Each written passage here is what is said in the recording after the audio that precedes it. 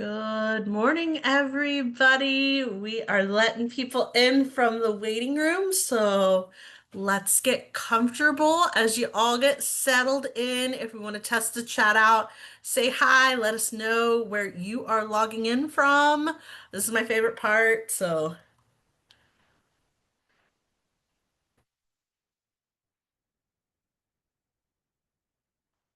everybody's hopping in super quick.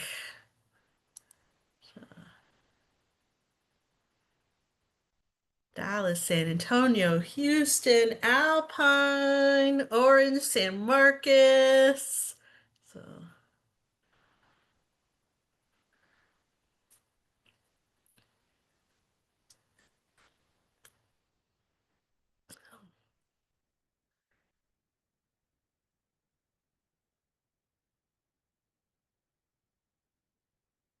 all right. I see some West Texas and some South Texas and some North Texas. We're coming in from all over the state today.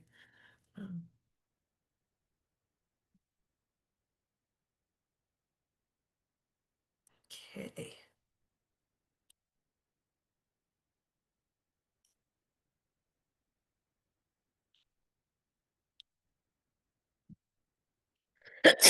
Oh, I knew that was going to happen. So, it's going to be on YouTube forever, my sneeze. Fantastic. Okay. All right, everybody. My name is Crystal Garcia, and I'm the content coordinator here at the Texas Association Against Sexual Assault. I'd love to welcome everybody to part two of our summer webinar learning series with TASA's Survivor Advisory Board. This is such a unique and interesting process and project that we've put together to finish us out for the rest of the summer. I know if anybody was like me, I was dropping kids off, but also still thinking about beach trips and, could we squeeze in the lake or pool time one more time, even though football starts officially tonight for us here in San Angelo. So, we are still in summer because it's still really, really hot when I'm doing those drop-offs and pickups. So, what I love about this project is that it is completely survivor driven by our SAB, who advises us in terms of what we do and how we do it, especially on policy and how things are working within systems for survivors. So, I really believe in the project. The Survivor Advisory Board is a group of amazing, powerful people and survivor leaders who are looking to drive change throughout the state of Texas. So we have, let's see, we're on two, so we have four more left. Those are going to be on Fridays at 10 o'clock. At the end of the session, I will post the next registration link if you would like to come to part three. Each session is unique, it's uniquely crafted. But one of the unique things is Samantha is actually going to be giving two sessions for us. So she will also have another session on disaster preparedness later on in the series as we move forward. So let's see. We have quite a few people on the call today. What's going to happen as we move forward? I will enable microphones. I ask that y'all please keep those muted because we are recording this for TASA's YouTube channel. And anytime you unmute yourself, that is going to be on our YouTube. And I have to mute everybody. And whenever I hit that mute button, it also mutes our speakers. So if y'all could please just be mindful, we will have microphones enabled. Cameras will stay off for this session, and just be mindful to not accidentally unmute yourself.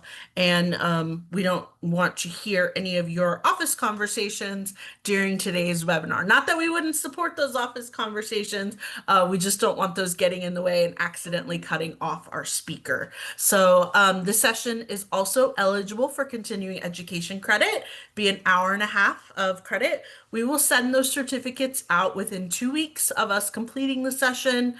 Samantha's slides are not going to be available after. We will not be sending a digital copy of those in that follow-up email. So I do strongly advise you to take great notes, ask questions as we move through this. I will be monitoring the chat box. I will be monitoring the Q&A box, and We will have time at the end of the session for a detailed Q&A session. And then when this goes back up on the YouTube page, we are redirecting people to just reference the presentation there.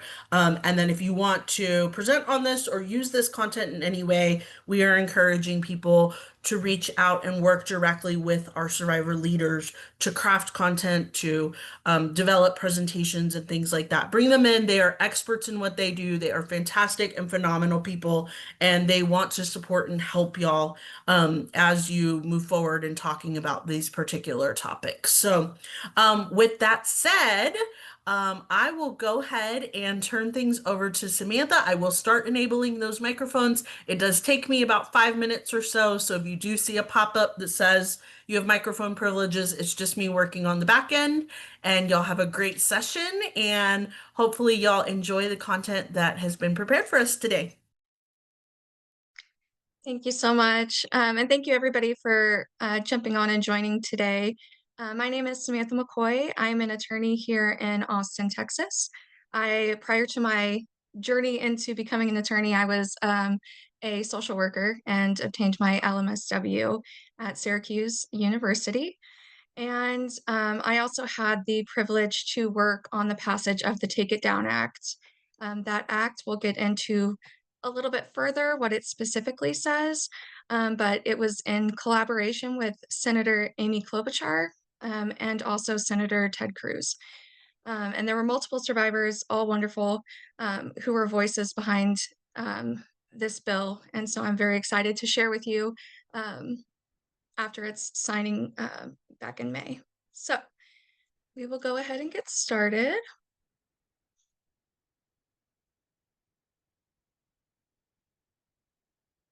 And so the way that I'm going to talk about this presentation today is I'm going to start by framing the issue of image-based sexual abuse, because a lot of times there's a lot of misconceptions on what it is and how broad it really can be. In addition, after I've talked about not only framing the issue, the statistics behind everything that I'm going to talk about, but also a few case examples, then I'm going to transition into doing some digital literacy to have us not only be empowered by the knowledge that we can have, but also learning how we can use these apps that are being created for our safety to combat what these perpetrators are doing. So tech does not have to necessarily be all bad, and I'm very excited to share these new developments and ways that we can combat what these perpetrators are doing. And then we'll talk about the Take It Down Act towards the end of the presentation and what rights it implements federally. So image-based sexual abuse is on the rise. I don't think this is a surprise to anybody. My personal experience happened approximately 10 years ago, and certainly things have gotten a lot better since that point. But unfortunately, the statistics and the people impacted have increased substantially because of the tech that's being completely not monitored and being thrown out there without basic safety tests. So just a few overview studies. A national study found that 1 in 12 US adults have been victims of image-based sexual abuse. These rates, not surprisingly, are much higher for women and LGBTQ communities. And globally, this number actually rises to 1 in 5 adults. One hotline, it's called the Revenge Porn Hotline out of the UK. It was one of the 4 leading hotlines for image-based abuse, saw a dramatic increase of 521 cases in 2015 to over 22,264 in 2024. So that's a more than 40-fold rise, and it's continuing to substantially increase. One thing about this crime of image-based abuse is it comes with, unsurprisingly, a lot of shame, fear, and lack of trust in the system. What we're seeing is that nearly 1/3 of victims are choosing not to come forward because of that shame, fear, or lack of trust in systems. And honestly, and I'll speak about it a little bit more, but the rates of victim blaming, especially in the image-based world. So this is creating what the experts call an iceberg effect, which just means that the reported cases are only representing a fraction of the actual incidents. So when I'm saying these statistics, keep that in mind, that it's drastically higher than that. Um, and for the Center of Missing and Exploited Children, NCMEC, they saw a 567% increase in reports related to sexual enticement online with children. With AI being such a wonderful tool that we can all use um, in great ways, unfortunately, since it is a $4.8 trillion industry, what is occurring is that it's because these AI platforms are being concentrated by a few powerful companies, and there is not strong AI governance. These apps and AI technologies are being released without these basic safety tests. So what that's doing is it's making it very difficult to regulate the potential harms that are being impacted. So I've given this example in previous talks, but it's something that's surprisingly a lot of people still have not heard about, but they are called Nudify apps. And these apps, within a matter of seconds, somebody can take a photo off of your social media, for example, upload it onto this app, and then what it does is it completely nudifies the person in a realistic way. And then they are able to then further threaten to share or do share those images to further humiliate or harm the victim, oftentimes for some level of control or some level of exploitation that they are seeking. And another interesting development that's consistently being understood is the intersectionality of IBSA and other crimes. I think for a long time we've really understood this in the sense of domestic violence. You know, being a social worker and being in that field, there were a lot of times where you would hear where a perpetrator might be printing off a photo, an intimate photo of their ex-wife or partner, and trying to display it at their place of employment for embarrassment. And now what we're seeing is that that is being exponentially increased onto technological platforms and is still being used as a main way for coercive control of a victim in a domestic violence situation. So common IBSA tactics within a domestic violence situation are threats to share images if the victim leaves or disobeys that person. It's the actual distribution of those images, often to isolate or humiliate, or it's the use of images to manipulate either custody, employment, that person's reputation. So it's all about really damaging that person in that domestic violence situation. However, what we're also seeing, not out of the domestic violence, is that it's also image-based sexual abuse is also existing alongside sexual violence. There have been quite a few cases that have come out, and personally my own experience, where the victim is sexually assaulted and the perpetrator actually records the attack. So then they later reshare and distribute and disseminate that attack for further embarrassment or harm to the victim, or for some kind of gain monetarily. Image-based sexual abuse can also co-occur, obviously, with stalking, with strangers, acquaintances. So it doesn't have to necessarily be a relationship focused. It can be through anybody who's just wanting to somehow cause harm or exploit the person involved. And so with all of this understood that this is really an intersectionality problem, there really needs to be more of an intersectional approach on how we address this issue. Instead of just kind of going into silos and focusing just on the tech, there needs to be a broader understanding of not only what the issues are, but how we can empower survivors to really protect themselves if they find themselves in this situation. And I wanted to briefly touch on the impacts of image-based sexual abuse on victims. I think for a lot of us in this field, this is not surprising that image-based sexual abuse, like other crimes, it is exponentially hard on the victim. So a substantial number of survivors, particularly when their images were widely shared, reported suicidal ideation or did in fact commit suicide. Survivors often lose friendships, romantic relationships, family support, even employment opportunities due to image-based sexual abuse and victim blaming. There's also the shame, isolation, and stigma. What I've seen a lot, I've had the opportunity to represent a few survivors in these image-based sexual abuse cases, And it is incredibly hard for the victim to not blame themselves because often when we hear in society, they tell us, well, why did you take that picture? Or why did that picture exist in the first place? Or why did you share it with X person? And all of those statements are putting the blame on the victim when in reality, the blame belongs on the perpetrator just as it does in a sexual assault matter. And often survivors do report job loss, academic disruption, and financial instability due to reputational damage and emotional distress. I've heard this a lot too with survivors that I've worked with, that they had this ambition or this dream to go do something, whether that's, um, going into politics or they feel like they want to be a teacher, but they know that this material was disseminated and they have no idea where that image based abuse actually reached and where it might still be living.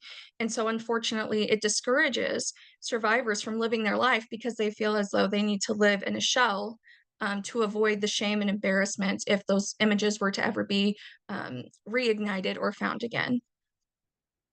And additional barriers, as always, language access, immigration fears, systemic bias, and particularly with image based sexual abuse, there are a lot of problems with a lack of multi jurisdictional approaches. And what I mean by that is there are often times that perpetrators are in another state. So, for example, a perpetrator might be in Tennessee, but the victim is in Texas. And so that victim goes and reports what's going on in Texas. But because there's been historically a lack of multi jurisdictional approaches, there have been barriers to be able to get justice because these jurisdictions are so very different. Um, and it has created quite a headache over time. And so when images were believed to be deleted, victims have also experienced levels of anxiety about a potential rediscovery or future exposure, or even just thinking, I know that it was taken down from X site, but I'm not sure where else it exists. There was one woman I was working with particularly um, in helping remove her content, and it is truly a painstaking process of going through, and it as it is designed right now, the survivor is really having to and have been having to investigate their own cases. So what that means is they know that X picture is on one site. However, they don't know where else it's gone on. As you can imagine, when you put something online, it can disseminate very quickly to so many different places. And so victims were having to investigate their own crimes and still are having to investigate their own crimes, meaning they have to go to all of these different sites. They have to scour the internet to try to find this content to try to get it taken down. And frankly, that's just a very large burden on the survivor, and it should not be that way. Thankfully, I'll touch on a little bit later some different technologies that have come out that are going to really hopefully combat this, but it's still a work in progress.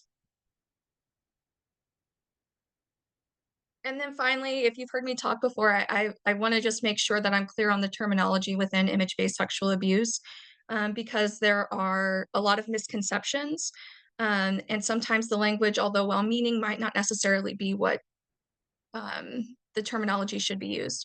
So, for example, um, child porn is what they used to call child pornography. Now, the FBI, the DOJ, and others, and experts in the field have realized that that does not accurately depict what that is. And so, the correct terminology is now child sexual abuse material. You can also see it called CSAM. Um, so, we're no longer using the child pornography language. Similarly, revenge porn was a very common term, and sometimes it can be used in the proper way, but there is a shift away from using this language. What revenge porn means is it's sharing a private, explicit image without someone's consent, and it's often to humiliate or harm the victim. Um, the reason why we are turning away from revenge porn and now calling it non-consensual distribution of intimate images, or NDII, um, is because it insinuates that there's a relationship there. So if you think revenge porn, someone's getting revenge on you. And a lot of times there was this assumption that it had to be in a domestic violence situation. And a lot of times it's not the case. And so the use of revenge porn, although someone's private explicit images might have been shared without their consent, that's not the correct terminology to use. And then deep fake porn, this is using AI to create realistic but fake explicit images.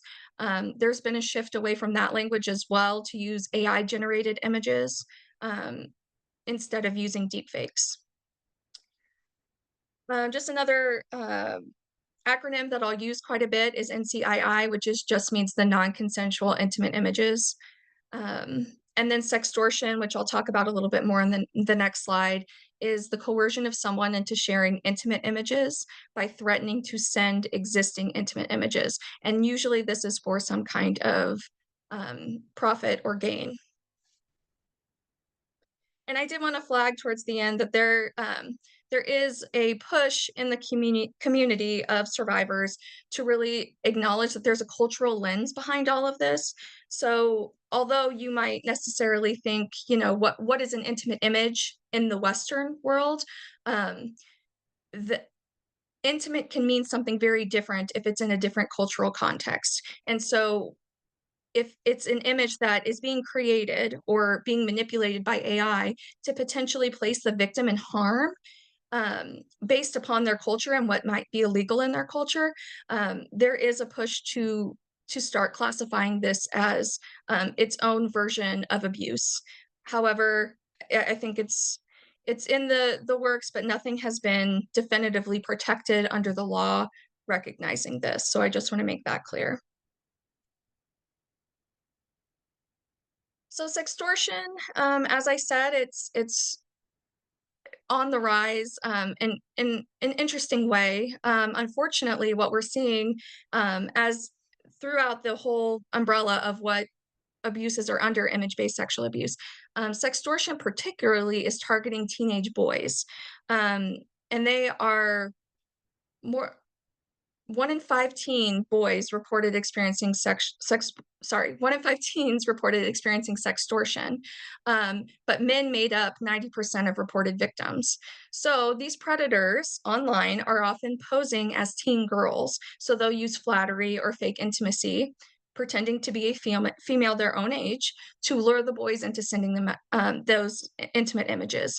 Once that person has those intimate images, they then use it to exploit, whether that is to gain money, whether that is to somehow um, gain additional pictures to then later use for profit.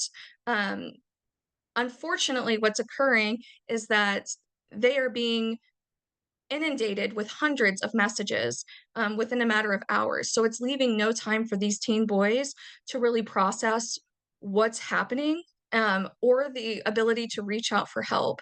And so what we've seen is a significant rise in sextortion leading to suicide. And so at least 30 teen boys have died by suicide due to confirmed sextortion since 2021. And this is confirmed, so there could be more, and there likely will continue to be more unless more is done to not only educate our youth, but also to continue to combat through laws and other AI programs that we can use for good. And then I did want to highlight that LGBTQ youth and girls are more likely to face demands of additional sexual content rather than someone seeking money. So it does seem the perpetrators are varying the different tactics between the two populations, or between the three populations. So what are some of the most dangerous platforms for image-based sexual abuse? I think I want to preface this by saying that obviously image-based sexual abuse can occur anywhere, whether that's a text message, whether that's an email, but there are particularly platforms that are being inundated more and more, and I wanted to highlight some of those different platforms that image-based sexual abuse is being used on. So first, obviously, social media platforms. I don't think this is anything new to anybody. Facebook, Instagram, Snapchat, TikTok. They're frequently used to distribute intimate images without someone's consent, whether that's public or in private direct messages. This is further exacerbated by direct messaging that actually has these temporary features, so disappearing after viewing. Now, I will mention later that that can be a way to protect somebody from having their images be downloaded, but unfortunately, it has made it easier for perpetrators to distribute and share those images temporarily and then leaving no trace of the crime that they've actually committed. Um, so that's something to keep in mind. AI-powered deepfake generators. So these are what it sounds like. It is open source deepfake apps. They're free. They make it easy for anyone to create these realistic photos. And shockingly, over 95% of the deepfake content being used is pornographic, and it's with women disproportionately targeted. Shockingly, but, unshockingly, if you've been a survivor or been in this space, there are dedicated revenge porn or anonymous forums where there are sites that are specifically designed to share this non-consensual content, and it's a guise of exposing somebody. Thankfully, there have been a few sites that had been up that have now been taken down, um, but it's a consistent battle, and they're popping up all the time, and, no doubt that there are sites right now that exist, and actively working. Cloud storage and messaging services, why I say this is, Google Drive, for example, anywhere that you're storing on the cloud, those can be easily hacked. And then, for example, on my phone, and I'm sure like many others, it backs it up and puts it on the cloud, any photo that I take. And unfortunately, what that does is if I or anybody else were to ever get hacked, then those photos are going to be easily accessible and disseminated if there's anything you don't want seen. Um, Mainstream pornography sites. So, for example, Pornhub, unfortunately, consistently it refuses takedown requests from victims. So these perpetrators are not only creating deep fakes, but they're also taking content that was not consensually given to them or not consensually taken, and they are putting it up on these sites. And then when the victim is finding out about the existence of it being on their sites, when they go in to make a request to take it down, oftentimes those requests have been denied or just completely ignored entirely. And then video games or gaming platforms. So unfortunately, these are used to share non-consensual intimate images and to create deep fakes. I wanted to highlight the Roblox suit that you might have heard about going on. So its parents and survivors have actually filed suit against Roblox. And most recently, as of a week ago, the Louisiana Attorney General also has personally sued Roblox for the facilitation of child sexual abuse material. And what they found was that these perpetrators in various forms were using Roblox, creating profiles pretending to be young children, befriending the child, and then somehow coercing them over time to switch to a different third-party platform. And then once they had them on that third-party platform, they were then continuing the grooming process and facilitating abuse. Um, so, for example, in Georgia, a mother personally sued Roblox after her child received and was coerced into sending sexually explicit messages through the platform. And this was despite having underage accounts with parental controls enabled. And so I think that that really highlights the importance of not just blindly um, trusting parental controls. This is not to obviously blame the mother in any way whatsoever, but unfortunately, these perpetrators are experts in this technology and they're trying to think two steps ahead of us at all times. And so just being very cognizant that maybe the parental controls might not necessarily always be the fail proof. In Texas, a girl was actually groomed and sexually assaulted by a man she met on Roblox. The predator had um, gotten her onto a game chat and Discord. And once they got her onto the different platform, that platform actually had location sharing enabled. So he was able to find her location and then physically abuse her in person. And then in California, a boy was targeted by serial predator who used Roblox to impersonate a child and groom victims. And that predator is now believed to have abused at least 25 other children. So with the estimated 111.8 million active users, about 36% of those on Roblox are under the age of 13 years old. So it's definitely highlighting the issue and how these perpetrators are really thinking outside of the box to lure children and even adults into situations to abuse them through image-based sexual abuse. So what can we do? I frame the issue of the overbroad of what's going on, the statistics behind it, some of the cases that are going on right now, um, and that can often feel daunting. Like there's no way that we can combat this. But I want to inspire hope that there is ways that we can combat this. And throughout this digital literacy um, program, I've also weaved in what I call tech for safety apps, and that is purely going to just provide apps that have been created specifically to combat what these perpetrators are doing. And so digital literacy is the key. Empowerment through knowledge. I think that this stands for any crime that you come across, but especially when this new age of technology and it's rapidly advancing, it's so important to try to stay on top of all of the issues that are going on. Um, and digital literacy means understanding how the platforms work, so including your privacy settings, any content sharing mechanisms. It also is recognizing manipulative behaviors such as grooming, sextortion, coercive tactics, but it's also making informed decisions about consent as an adult, especially in digital spaces where there might be blurred boundaries. This prevents abuse. It also builds a culture of consent and respect over time. Um, but it also combats navigating the misinformation. I think that although things might not necessarily be perfect, there is a lot of misinformation online that survivors don't have any rights. And hopefully, after this presentation, you will realize that these survivors um, do have rights to combat this image based abuse crime. And then, of course, it frames legal advocacy and awareness, just like the Take It Down Act. So bear with me in this one slide. I promise it gets it gets more intensive after this. But I would be remiss if I did not mention the settings and permissions on all of your apps. Um, this is essential to making sure that you understand digital literacy, but also you're protecting yourself and your children in the best ways. So, locking down your social media profiles. I know you all are probably aware of private versus public. There is a way that you can make your profile private, and it's very encouraged, especially if you're sharing pictures of your children. It can be exciting to share pictures of children just because you're so proud of them. I'm a mother too, but when you're sharing those photos, being very cognizant and aware of the perpetrators that are acting and what is possible.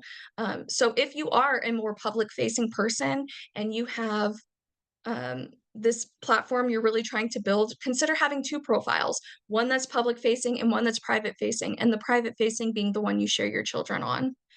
You can also limit your post stories and tagged photos. So, for example, on Instagram, there is an option for building your close friends.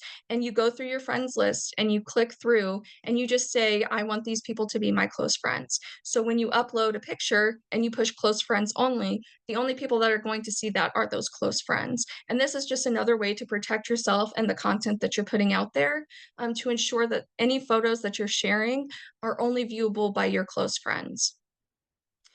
Also, disable your location sharing. Instagram shocked everybody a few weeks ago when they opted in everybody after a release of an update, where their entire locations were everybody had been opted into sharing location. And what that caused was people were posting and they were able to see on a map within the Instagram app where that person specifically was posting. This caused obviously a lot of chaos and a lot of panic. So it is something that you do have to opt out of on Instagram now. So I would encourage you all to just double check your settings, double check your kids' settings, make sure that it opts out of location sharing. Otherwise, when you're sharing, it does show your location. And then you can also restrict profiles individually on some apps. Again, on Instagram, you just go to the person's profile and you can restrict their ability to see anything. You also want to review your app permissions. So think of all of the apps that you have on your phone. I'm sure you have plenty. Um, do any of those apps have the need or do not have the need to have your camera, microphone, and photo gallery opted into? If you can revoke access because that app does not require the use of a camera, microphone, or photo gallery, go ahead and opt out of that so that there is no reason that that app should be using or have access to those settings. And then I know you've heard it in the online work setting or just in life in general, but it's worth saying once again, unique passwords prevent hacking into someone's cloud base, any kind of account that images might be stored. Focusing more on minors, for children, especially younger children, parental control apps are great tools. I will preface, and I will continue to preface throughout the session, that um, these apps are your decision and your decision alone of what you feel comfortable with your family. So, although I might be sharing some apps with you, I am not personally endorsing any of these apps. What I did do is I went through and I made sure that these apps specifically did not have privacy settings, privacy breaches. And I wanted to highlight that point that I have done due diligence, but it's also very important that you do your own due diligence before signing on to any of these apps. So one app that I wanted to highlight for parental controls is Bark. It monitors the time, the content, and the messages on the child's device. It's really meant for teens. It's not necessarily appropriate for younger children. But what it does is it scans those texts, emails, and social media, and it detects cyberbullying, sexual content, etc. And it also uses encryption, and it's FERPA compliant, COPA compliant, um, and there was one other compliant that it is. So this is compliant within the federal laws and the regulations on how it deals with data for minors. Um, and rather than giving all of the messages to the parent and the parent manually going through the child's phone, which can feel very invasive to a child, what it does is if it's scanning and it detects cyberbullying or sexual content, it sends an alert to the parent. And that's just an alert that the parent can have to just trigger a conversation, to open up the conversation rather than just have the parent reading every single message. You can also use, if you're not necessarily interested in parental control apps, that's perfectly fine. You can use device level settings to restrict downloads, purchases, and access to explicit content. You can set up family accounts, and this just provides a shared oversight and keeps track of what the children might be doing. And then, of course, ensuring that the children's accounts are always on private and their location settings are blocked. Um, and encouraging skepticism of strangers online and any unsolicited messages they get, especially if they're in the gaming situation, but also on social media. Why is this person reaching out to you if you don't know them? And making sure that they understand the dangers behind that. So something that is coming up, Abbott signed the App Store Accountability Act here in Texas. This will go into effect January 1st, 2026. So what this does is it requires businesses operating app stores. So you can think of your app store on your phone. It requires them to verify user ages to create accounts and obtain parental consent for minors before allowing the app to ever even be downloaded or any in-app purchases. Um, so simply put, if a user is identified as a minor, meaning under the age of 18 years old, the App Store must now take additional steps to ensure compliance. So the minor's account must be affiliated with an account of a verified parent or legal guardian. And then that parent can also revoke consent to the app for the minor at any time. Importantly, you might be thinking, okay, you've now collected all this information, you verified the age, but now they have all of this data out there. Um, the the act accounts for that, and so the developers must delete any personal data received from that app store after completing the required verification, and they are not allowed to retain that information for any use. Um, if there are violations to this act, they are permitted to be sued by the Texas Attorney General for DTPA violations. What that means is Deceptive Trade Practices Act. And it also provides for private suits. So a parent can go after these app stores if they do not comply, not only with the obtaining consent and verification, but also deleting the data after it's been used. I thought that was very interesting that has passed through, and so I just wanted to highlight that quickly. So for digital literacy, you want to understand digital consent. This is um, a key aspect of digital literacy, and it is no different than consent in a any kind of encounter or any kind of consent that you might think of. It means that it's freely and knowingly given, and you're agreeing to share, receive, or interact with digital content. You must ask consent for each layer. So consent for you to do one thing is not consent for you to do another. For example, I consent to you taking this picture of me. That does not mean that I give you the consent to go publish that photo or to go post that photo. And so I kind of broke down the layers of things that you can kind of ask yourself um, in each situation. So it was their consent to create the image? Was there consent to share that image? Was there consent to even store that image on your device?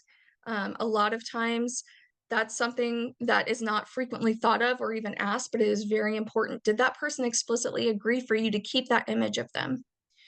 Did that person give you consent to forward that image? Did they give you consent to repost it? Um, and just because someone gave you a photo does not mean that you could show it to others. Um, I think this is very important. And I think a lot of times, if we all were able to look at it through this lens, it could eliminate a lot of the victim blaming approaches that happen. Um, and then I tried to put some analogies, like borrowing a book does not mean that you can publish it. Obviously, that's a copyright and you would get sued. Being handed a house key does not mean you can invite others inside the person's house without their consent. Um, it's the same thing with an image. And it is not consent if the person was coerced or manipulated into consenting. So again, coercion often sounds like, well, if you loved me, you would send it. Manipulation sounds like, well, everyone's doing it. And threats sound like, I will tell your parents if you don't, I will share X thing publicly if you don't. And then the ability to revoke your prior consent voids your ability to then post or share or to keep that content. Um, for example, you said it was okay for someone to keep your image originally. However, that friendship or relationship has become strained. So you ask that person to delete the image off of their device and out of their storage. They should comply with that, as that is a violation of your consent if they do not. Or it was okay to post or reshare publicly an image. However, you immediately change your mind, that post should be immediately deleted. I think this is an important aspect to not only remind ourselves, but also to pass on to our children, to survivors that we're working with, that any violation of your consent is not okay and it is not their fault. For consent in minors, I just wanted to highlight some different federal laws and state laws that are going around about consent online. Um, so under a federal law, minors under the age of 13 cannot legally consent to the collection or sharing of any of their personal information. So this is anything, photos, videos, voice recordings, any biometric data. That's the COPPA compliance that I was talking about earlier, the COPPA. And when it comes to image-based sexual abuse and sharing photos of minors, the unauthorized sharing of a minor's image can and likely will lead to civil suits, not to mention the federal criminal suits that would be faced. Interestingly, some states are additionally expanding the requirement for parental consent to create accounts but for minors 16 to 18 years old to kind of fill in more of the gaps that maybe the federal or state laws are not covering, because 16 to 18 can be such a tricky age, especially within protections under the law. So California, Connecticut, Florida, Georgia, Louisiana, and New York have all passed laws. Texas does not have this right now, so it's just something that we can keep um, in our minds as a potential in the future.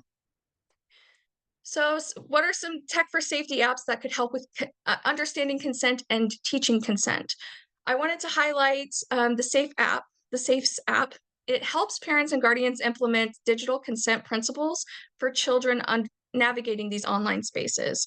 Again, I checked. There's no publicly known breaches. There's no red flags that immediately came up. However, please do your own due diligence and review the data retention policies within every app. How long do they keep the data and for what purpose? But what this app does is it monitors the usage and online behavior and encourages age appropriate digital interactions. So it supports proactive conversations about privacy and boundaries. It's also COPA compliant. So it ensures that the child's data is being handled responsibly under federal law, but it also meets the European Union's general data protection regulations. So um, if you're a parent or a guardian or you know someone that might benefit off of this app, again, it's called the Safes app, and it's definitely something to help teach those digital consent principles in the digital world. For adults, there's not necessarily another um, tool that I was able to find that really addressed consent specifically, but what I did find was an online guide practicing digital consent in everyday interactions. I put the link there, but it's the National Sexual Violence Resource Center offers a complete guide that if you have questions, was my consent violated? Did I give consent for this? Was this okay? You can reference that guide as a principle going forward. So now that we've talked about consent, I want to move into coercion because obviously this is where the perpetrators focus a lot of their time. And I'm not going to read every single one of these with you because I think this is for people who work in the field. Coercion can and often is very noticeable, the red flags, but they are not as noticeable for the untrained eye or for children specifically. So, this is threats to share your content, repeated requests for intimate content despite you saying no already. Emotional manipulation, so flattery, grandiose promises. If you send me this, I'll do X thing. Demanding access to your passwords or social media, using location tracking apps without your consent, editing or posting your images, blocking or controlling who you can communicate with online, denying or minimizing any threats to share your content, like, oh, that was just a joke. All of those things are a form of coercion. So with minors, um, obviously having the conversation is the best way to do and to combat and to teach about not only consent but coercion. So having conversations of digital safety with the child and asking, do you feel pressured to send photos or videos you are uncomfortable with? I was actually working on an image-based abuse case um, for a client, and the only reason that the abuse was discovered 5 years later was because the parent had asked, did you feel pressured to send those photos? Or did you feel pressured to send photos or videos you were uncomfortable with? And that opened the conversation for the child to admit that, yes, this has been going on. And then they were able to actually do something about it. But that child had not for 5 years said anything until that parent had approached the child to have that conversation. Has someone ever used your images to manipulate or control you? Obviously, using supportive responses regardless of what they say. Um, what you're describing is coercion and it is not your fault. Ensure that the child knows how to block, report, and mute users, and always encourage them that if something does happen, there is an open communication line and there is no reason to hesitate and that you are there for them. Reinforce that no one has the right to pressure them into sharing any images or personal information. And most importantly, is to create a plan of action. Even if that child has said, no, that those things have never happened to me, create a plan of action so that if they are ever threatened or images are ever shared, they're not being inundated with those hundreds of messages and not being able to think logically, and unfortunately could result into acts such as suicide, um, unless they have that plan of action that they can refer to and go, even if I didn't have that immediate, I remember that conversation and I know there's options for help. So for identifying coercion, there was an interesting um, app that was being created out in the UK. It was a collaboration between two UK universities. And what it was it was an app that would run through all of the text messages and different forms of communication, and it would flag anything that sounded coercive. And it had an 88% success rate. The goal was to implement it within law enforcement as well as to give it to public. And so, what this would do is, even if the law enforcement might have missed a coercive message, that tech was flagging that for the law enforcement officer to be able to use.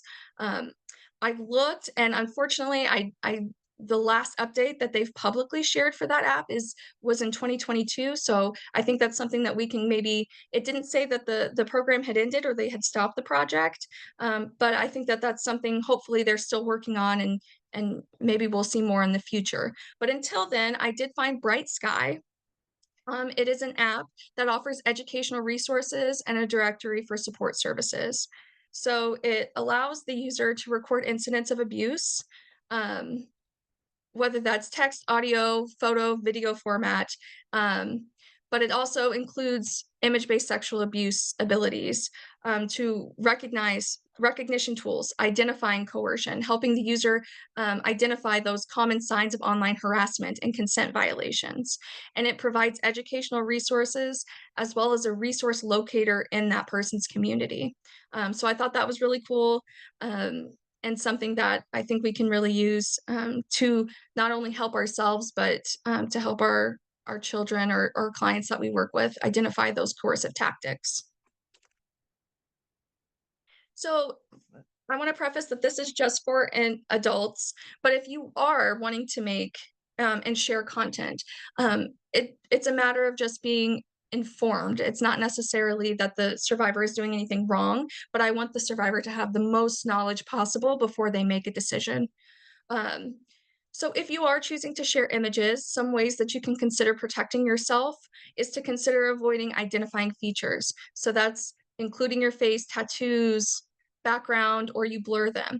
The caveat to this, and I will explain this a little bit later, is when you take away the identifying features, you also lose some protections under the law. So, a lot of the protections under the law, you have to be an identifiable person. And the reason being is that's how you're going to get a lawsuit for damages, right? You were damaged because now your reputation, if you're not identifiable, your reputation, it's harder to make that argument that your reputation was damaged. And then, same with the criminal laws, oftentimes it does have to be an identifiable person. Um, so, it's a caveat, although you're protecting yourself, you could lose some rights under the law. You also want to ensure that the location data is not available on the photo, so turn off geotaggings in your camera setting. Verify that the source you're sending it to, but also explain the layers of consent you're giving. I consent to you having this photo, and just saying that, or I consent to you sharing this photo with X person. But the more that you're able to put something in writing, especially for adults, it is very helpful because what the perpetrator is going to do is say that you sent it to me and you gave me consent. And if you have it in writing, I never gave you consent to do X thing, that further strengthens your ability to go after the perpetrator. And then using secure storage like encrypted vaults and any auto delete and end-to-end encryption features. Um, I know Snapchat, when you try to take a screenshot of a photo that might be disappearing, it actually alerts the person that a screenshot was taken. That's very important to keep in mind because although you might be thinking, I'm sending data or I'm sending a photo that's going to be deleted immediately because it's on a timer, there are ways that people can take screenshots to keep that image. So, if you find yourself in a situation where your rights have been violated, there is content removal and legal assistance to keep in mind. You do not have to involve law enforcement to remove your content online. And the same is true, you don't have to remove your content to go seek legal assistance. I wanted to provide some general assistance that from organizations that are specialists in this area. Cyber Civil Rights Initiative, CCRI, they offer legal referrals, guidance on the removal process of your content, information on state laws, safety planning, documentation tips, and emotional support for survivors. StopNCII.org. I will talk about hashing services in just a minute, but it is incredible technology that's just come out. Texas Advocacy Project, they are now offering image-based sexual abuse legal representation. And then, of course, if a child's involved, the National Center for Missing and Exploited Children. And I put the takeitdown.ncmic.org on there. So this brings me to the Take It Down Act. What is the Take It Down Act? It was signed on May 19th, 2025, and it was led primarily by survivors within the field. It is now a federal crime to knowingly publish intimate images or videos of identifiable individuals without their consent. So I'm going to break that down. When you publish an intimate image of somebody or a video, so it covers images and videos, as long as it's an identifiable individual, so just someone's recognizable by their face, body, distinguishing features such as tattoos, without their consent, it is a federal crime. It is also a federal crime to threaten to share the images. So they don't even necessarily have to have gone through with the act of publishing, but if they are threatening you that they are going to share the content, that is now a federal crime. Importantly, this covers actual images as well as AI generated content. So it does not exclude one or the other, and it also applies to adults and minors. This is an incredible feat to be able to have gotten this through, because it finally provides protections for adults, when unfortunately there have been quite a few laws that do not address adult survivors. So again, it is now a federal crime to threaten to share or to share intimate images without someone's consent. It has a part two. The Take It Down Act has a content notice and removal process, and this is in an effort to help survivors. As I was sharing before, what survivors were having to do was go through and independently on each website individually request that their content be taken down. And a lot of times that website had no obligation to respond whatsoever. And so they were being ignored despite having to go through this gruesome process of trying to get their content taken down. So it's not a mistype. It's effective May 19th, 2026. So next year, online platforms must implement clear and accessible takedown processes. It also must report or remove reported content within 48 hours of receiving a request. So they are now put on a 48-hour timeline to take that content down. And they also must make reasonable efforts to remove duplicates and reposts. So you might be thinking, what platforms must this cover? It covers quite a few platforms. So it's any website, app, or service that hosts user-generated content. So Facebook, Instagram, Reddit, anywhere that a user-generated content can occur, those are covered platforms that must comply with these regulations. The platforms that regularly publish and curate intimate images are also part of those covered platforms. This will be governed and an oversight process will happen through the Federal Trade Commission. They are going to be responsible for ensuring the online platform compliance. They will also have the authority to sue the platform under the DTPA, Deceptive Trade Practices Act, for violations of the law. So this is up to 50,000 fines per incident for that website. Unfortunately, victims cannot independently sue the platforms directly. That's something that, although we hoped for, did not immediately pass through. So the Federal Trade Commission will solely be the person who can go after the platforms for any violation of this notice and removal process. And that's the federal law. So the Texas suit options, I just want to briefly touch on this because a lot of times there's a belief that civil suits cannot happen for image-based abuse, and I want to say that they unequivocally can. Obviously, every case is different, and you need to consult an attorney. But even if there is concerns about documentation and what exists and what doesn't exist, there are rights that you have under Texas law, and you can sue the perpetrator or perpetrators civilly in Texas for image-based abuse violations.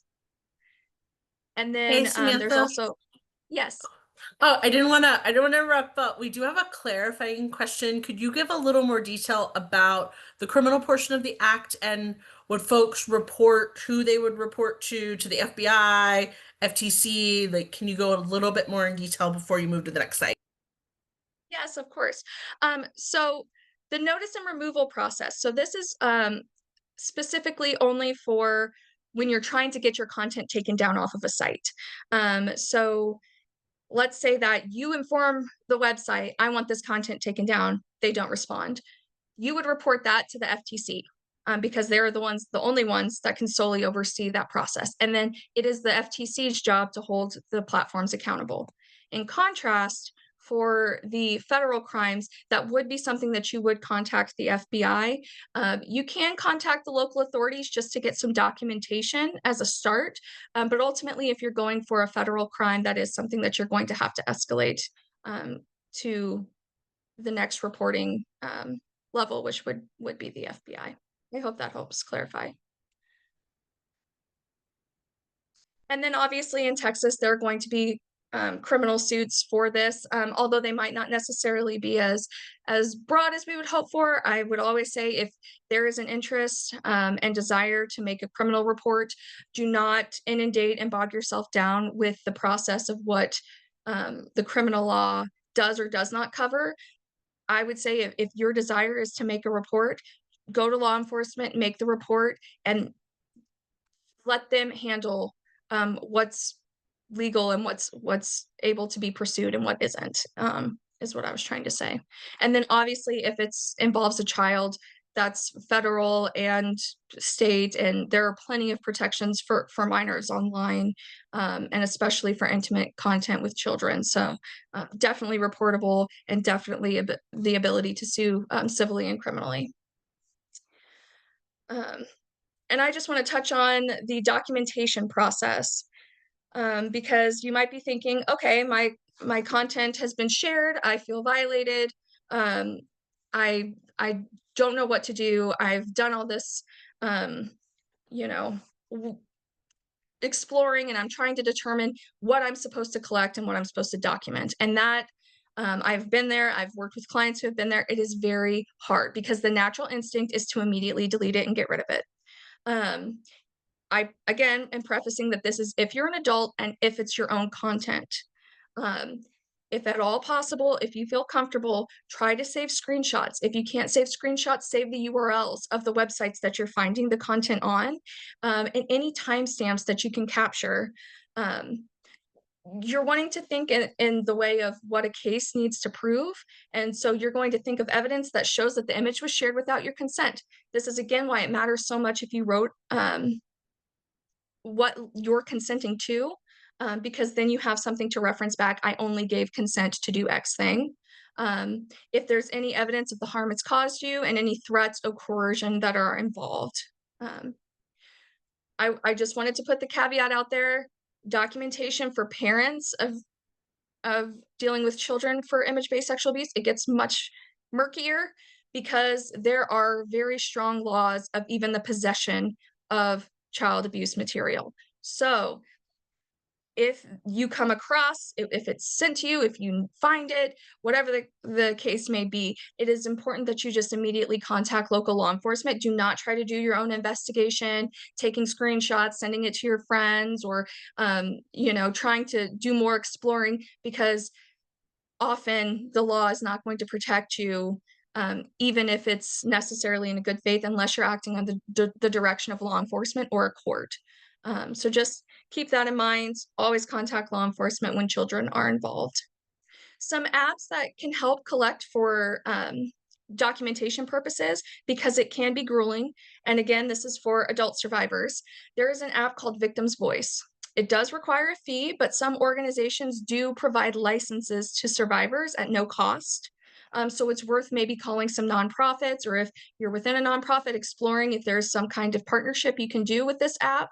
But what it allows is it helps the survivor document the abuse in a legally admissible format. So it walks the victim through how to collect the documentation, but it does not store the documentation on the personal device. It stores it on the web app and it's encrypted, so that way it's protected. And then I did want to highlight the RAIN app because their access to their national hotline. They also have chat options for people who might want to talk through the documentation process or just get some tips on best things to do if you're wanting to go forward with the report. If you're unsure of whether to report or you just want to do the content removal um, of your content, you do not want to make a report, that is perfectly okay.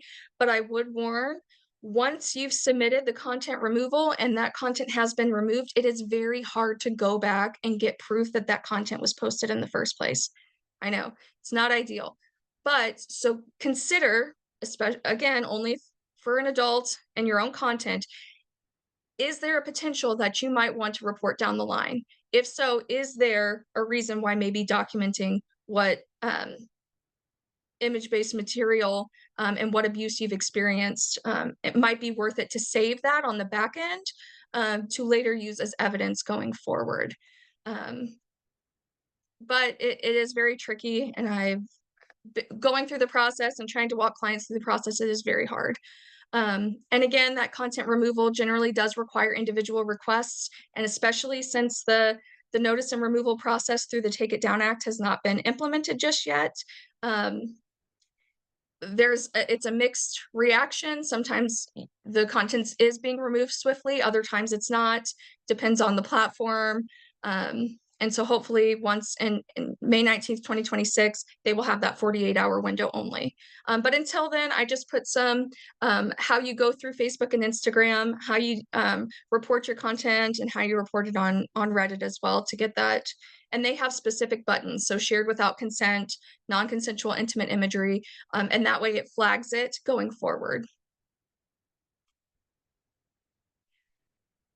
One thing that has come out is hashing databases, and this has been an incredible feature for those trying to remove their content online because, again, as I said, it is historically been sitting down to every individual site and putting in individual requests. What the hashing database does is it now uses covert data and it creates a fixed length string of characters. So it's kind of like its own unique fingerprint. So it creates a hash of the intimate images directly on your device. Only use stopncii.org to create the hash because they're the ones that are verified to do this. Those hashes are then sent to that central database, so StopNCII. PhotoDNA actually was merged into StopNCII, so that's why that's on there. And then Thorn Safer is actually used by law enforcement for child abuse material. So that's for law enforcement. Stop NCII is for the adult content. So once these hashes are sent to that central database, you never have to upload the actual image. But participating platforms, so Facebook, Instagram, TikTok, they compare the uploaded content against that hash database. And if a match is found, it's automatically flagged and removed, and then it's blocked from future uploads. So the image never has to leave the user's device, and it also protects privacy and enables a rapid takedown process across multiple platforms. I did want to give a few caveats that if the photo is cropped or filtered, so someone adds a filter or it's cropped too much, sometimes it can evade detection on the hashing database scan, unless that platform uses advanced matching tools, which there is no requirement right now to comply with hashing. So because the platforms are not required to participate, this is really a voluntary process, and not everybody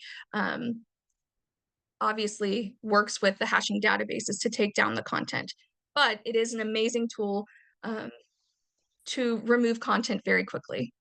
And so Stop NCII has a 90% success rate. PhotoDNA, like I said, was adopted into Stop NCII, just so you have that context if you see that name come up. And then Thorn Safer is used by law enforcement, and it's scanned over 42 billion images to detect child sexual abuse material, and currently has 29 million hashes to try to detect and remove any of these any child sexual abuse content. For content removal on private sites or a search engine, I just wanted to quickly highlight that if your image is hosted on a private site, there is a who is lookup that you can find the contact information for the website owner, and you will have to send a formal takedown notice. But I wanted to give you that knowledge so that you don't feel necessarily as hopeless if you do find yourself or a client in a situation where their content is on a private site. And then in addition for search engines, for example, Google actually has its own content removal form. So you fill out the form, it will remove the links to the image from the search results within the search engine. Unfortunately, it does not actually remove the content from that site, that website. So that it has to be its own separate request, but at least it's not going to come up on the search engine. Um, And then I want to end on some tech for safety apps beyond image-based sexual abuse. So this is covering not only image-based sexual abuse, but just safety in general, because the more we empower ourselves to have this technology that can actually help us, the more we can start to combat um, these bad actors in all different forms. So, for example, Circle 6 is an app that was created for violence prevention. And it's designed to be a quick and discreet way to reach out to your trusted friends. So you type in 6 people that are your trusted circle. And whenever you're in a situation where it might not necessarily, you might feel unsafe, you can tap, for example, the car icon, and it will send an automated message that says, "Come and get me," and it will include your GPS coordinates within that message. Same thing with the phone icon.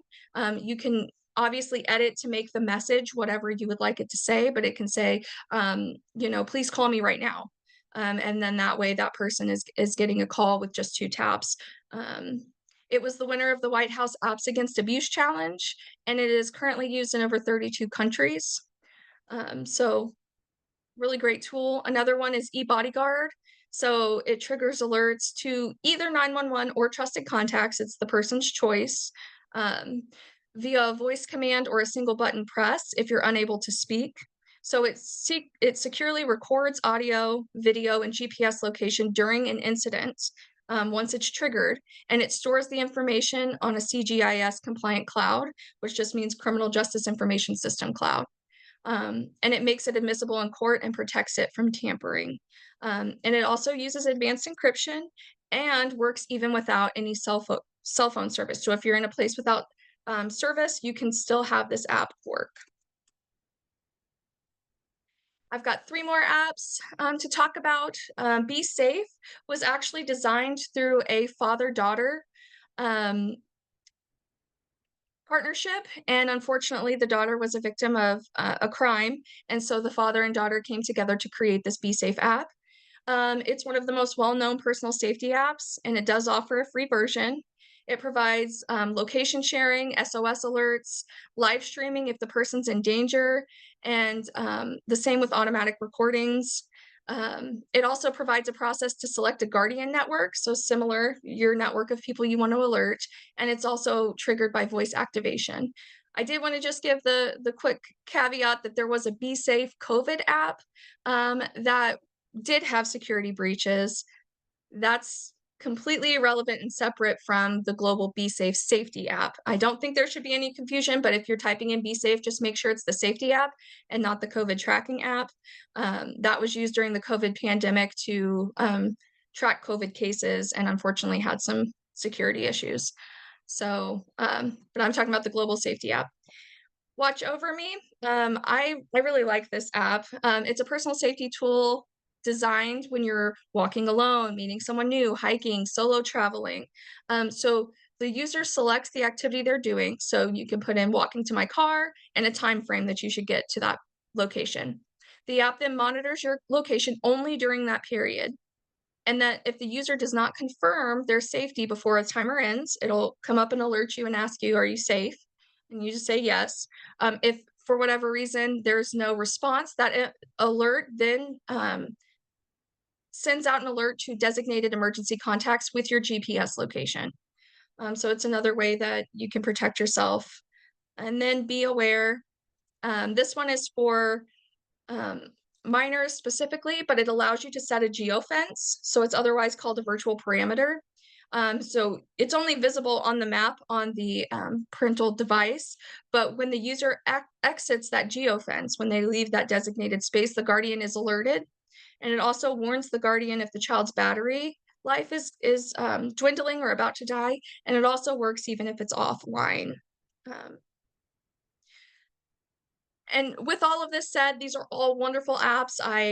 Again, it does not appear that they have any public breaches as of today's date, but please remember to only grant access to data that's essential for the app's core functions. So if it doesn't need a camera, don't turn on the camera. If it doesn't need location, don't give that location access. If it doesn't need microphone access, just making sure that you're keeping those things in mind. You also want to make sure that you enable biometric locks and pins on your devices. Um, and then before you sign on and agree to any of these safety apps, just making sure you also look at the data retention, how they share their content, and any user controls that you do or do not have. And then lastly, if the app is running on the latest version, that is very important because sometimes they do need to send out security patches. And if you haven't updated to the latest version, it makes you more vulnerable to attacks. I wanted to just touch lastly on the importance of bystander support in image-based sexual abuse. Survivors, as I've talked about this entire presentation, have a huge burden on their shoulders of the decision to report, the decision to remove their content, how they're going to go about it, what systems they have to interact with, and the intersectionality of all of this combined. And there is such a significance in not only us understanding and having this knowledge to be able to help them in a crisis situation, but also to be active bystanders to intervene if there are issues that come up.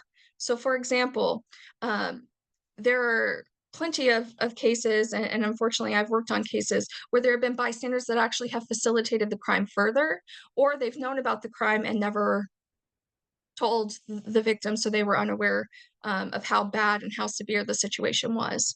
So, if you are sent non-consensual intimate images without someone's consent, you would know because that person did not give you consent.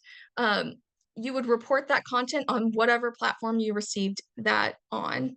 Um, Also, if you feel comfortable and you know the individual depicted, you can notify the individual that you received an unprompted, non consensual intimate image of them privately, and then offer to accompany them if they choose to report to authorities. This is important because there are survivors and it is their right to decide who's collecting evidence on their behalf. So you never want to be just screenshotting and sharing and storing someone else's evidence without their consent. And so if you can just offer to go with them to report to authorities, then you're not downloading the content on your own device and keeping it, nor are you sharing it with anyone else. Um, and then obviously discouraging others is so important, and not saving or redistributing the content in any way whatsoever. If we can all model this ethical digital behavior, we can actually promote this culture of accountability and empathy on the digital world that is so important right now.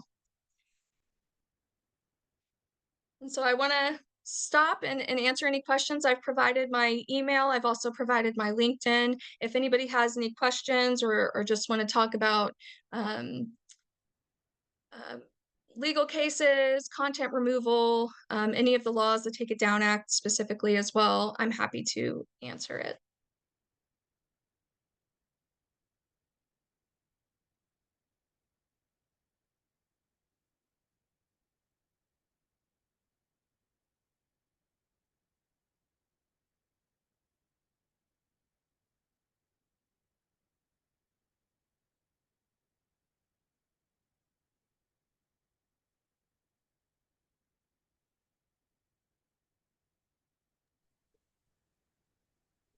All right, we have one question coming in, and this was the same one that I wanted to ask as well.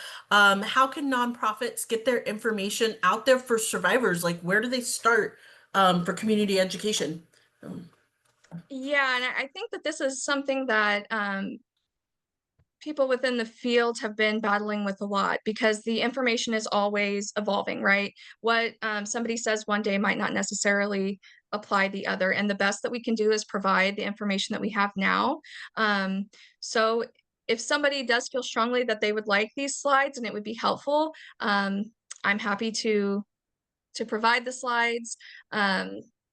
There are also, RAINN has started a page on their website where they talk about image-based abuse and the process of documentation.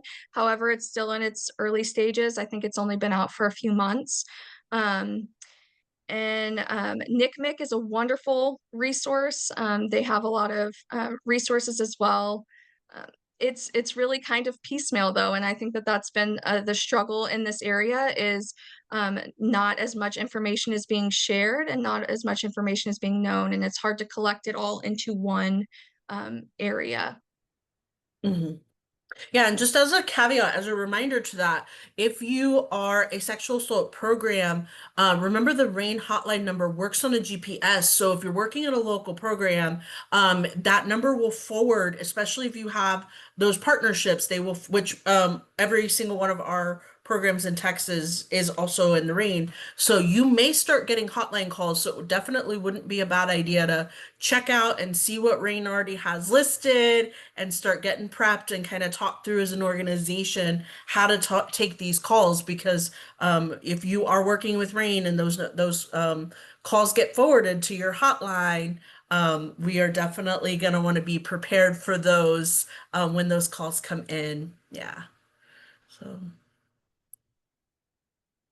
Yeah, and just as a reminder, y'all, Samantha is not going to be sharing out these slides. So yes, we will have this recording up on Toss's YouTube channel. If within the next 30 days, hopefully by the time, because this is a series, so we are putting them together. But we are not going to make those slides available to the larger group, and we are just reminding y'all to work with her directly if you are in need of some of this information. So. Yes, and I don't know if you want to reshare your chat or your contact info again for the group. So, Absolutely. And then I think there was a question from Caitlin. oh yes, let me try to get back to that one. Let's see. Are you aware of any efforts to change the legal language in Texas to specifically reference CSAM or rather than more harmful and less accurate language? Yeah, so I actually was at the Capitol at the time that this that exact request was being put in. Basically, the bill was just saying, let's stop using the terminology um, child pornography and start using CSAM. There was actually quite a bit of debate. It got pretty heated, which I found very interesting. Um, I the arguments against using it was that sorry, I just put my email in the chat for everybody. But the arguments against using it was that child porn sounded more accurate and sounded more serious. And so there was a pushback from some of the senators and representatives that we should keep the terminology in Texas to be child porn. The argument counter to that was, well, the FBI and the DOJ are using CSAM, so why are we not keeping up with the terminology? And so I can't speak specifically to the CSAM. I'm pretty sure that I saw that bill passed, so now it is technically called CSAM within the laws, but I can double check just to make sure that it actually went through. But I do recall that there was quite a heated debate on why it shouldn't be implemented, despite the FBI and DOJ taking on that terminology as well. As far as like revenge porn, I think that's been a little harder to combat, and I don't know of any efforts specifically in Texas right now to combat that language or any other.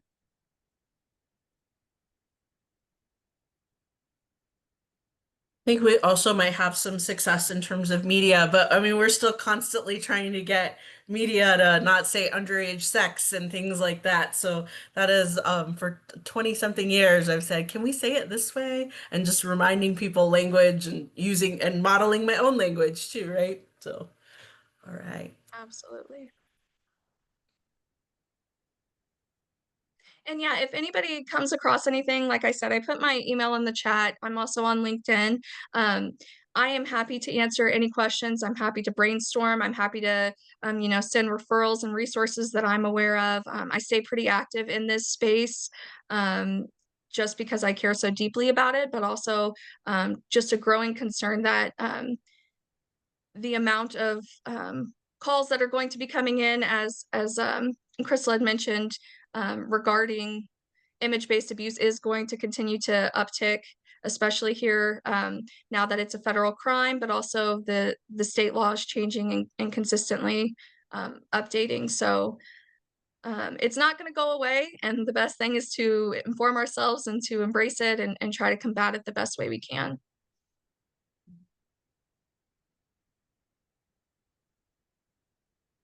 I think it'll definitely be interesting with the new advent of the Are We Dating the Same Girl apps that look so significantly different, where images of women from dating apps and stuff are being posted and things about their, sexual history or, what happened during dates and things that it looks very different from the safety app or T app. It doesn't sound as well coming off my mat. But that'll just definitely be interesting to see how those two worlds, with that app getting hacked a few weeks ago, and those emerging conversations of what's being posted in both of those apps and how they look so vastly different now with the passage of the Take It Down Act, how those worlds are gonna collide. So, Absolutely.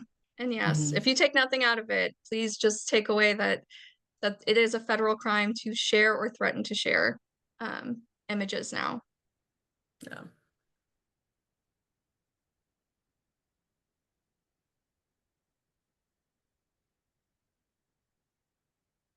All right, y'all, it looks like we are almost to the end of our session.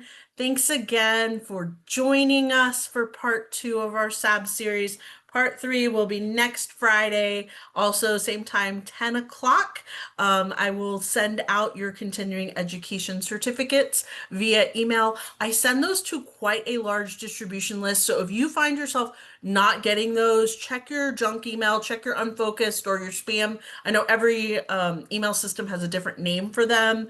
And then if you could please take our training survey before you go, should also pop up in the closing page after you close out from this session. So I'm gonna pop a few things in the chat before we log out, but y'all are welcome to sign out, and hopefully we will see y'all back on Friday.